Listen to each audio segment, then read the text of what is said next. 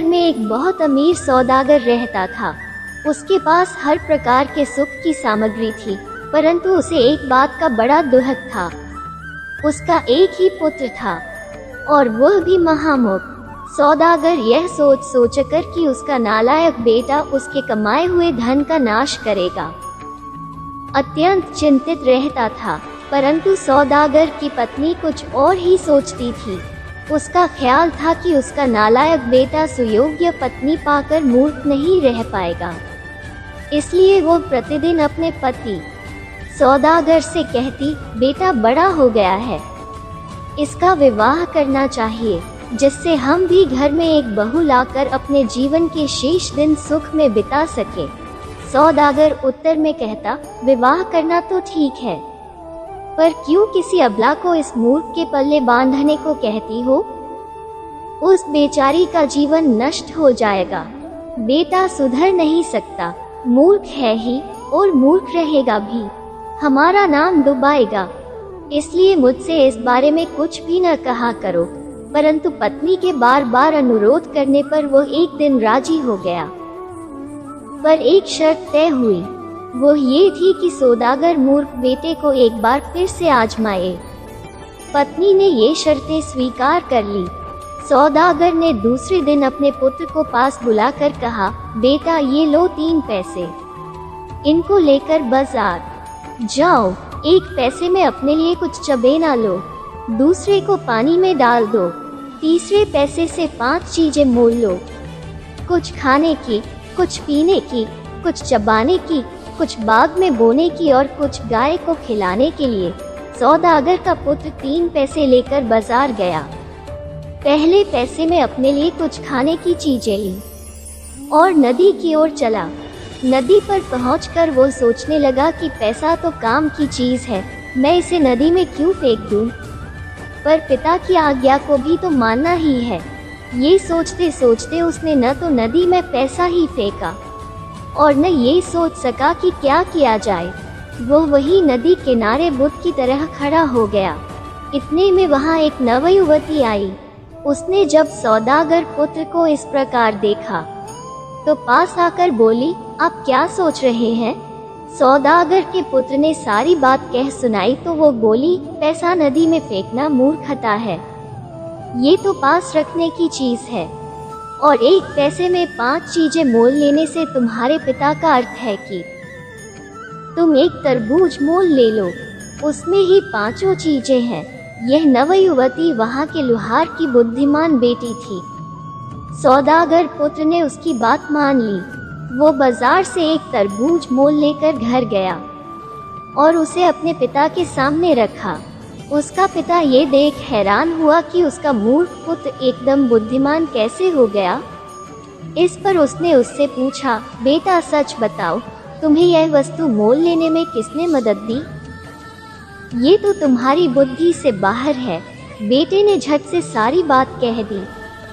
सौदागर ने लुहार की लड़की की बुद्धिमत्ता की दाद दी और मन में निश्चय कर लिया कि यदि बेटे का विवाह करना ही है तो इसी लड़की से होना चाहिए। उसने यह बात अपनी पत्नी से भी कह दी। उसे भी यह बात बहुत पसंद आई। दिन बीतते गए। एक दिन सौदागर लुहार के घर इस ख्याल से गया कि उसकी लड़की से बेटे के विवाह की बात पक्की कर दे, परंतु उस समय न तो लुहार ही घर में मौजूद था और न उसकी पत्नी ही।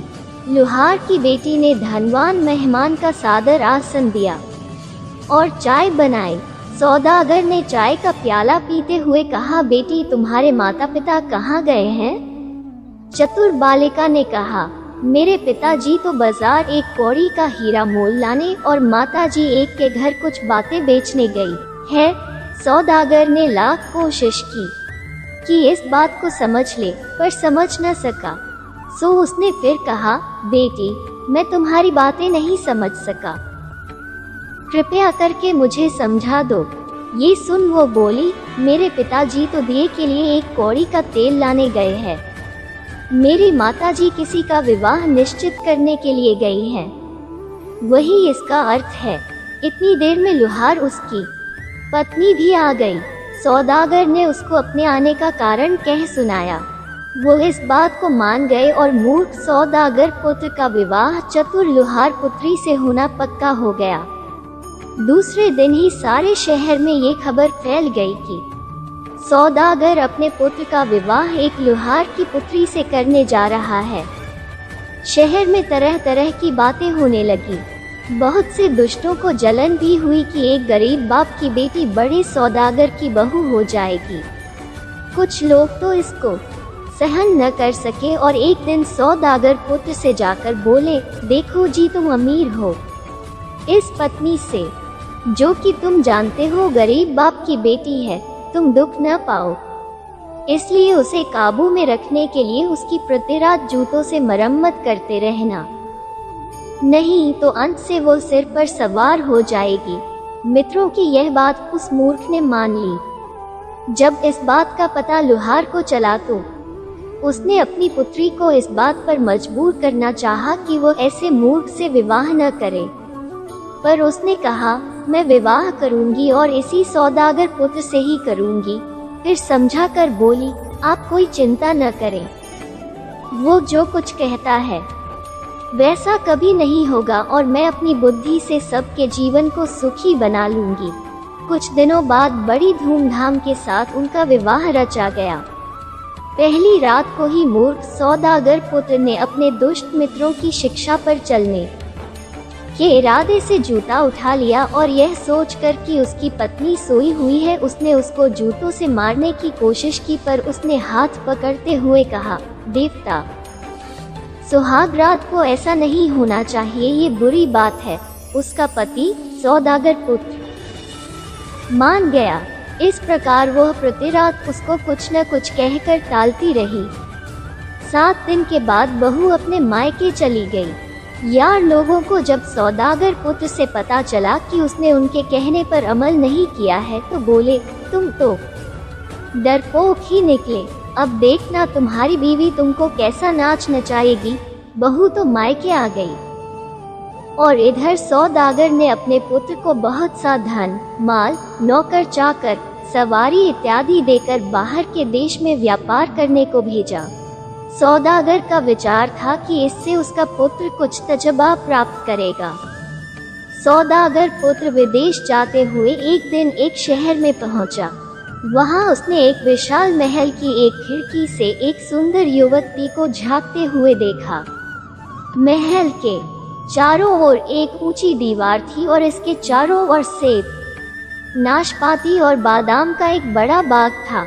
उस सुंदर स्त्री ने सौदागर पुत्र को महल में आने का संकेत किया। सौदागर पुत्र महल के अंदर अपने सब नौकर चाकर और माल इत्यादि लेकर गया।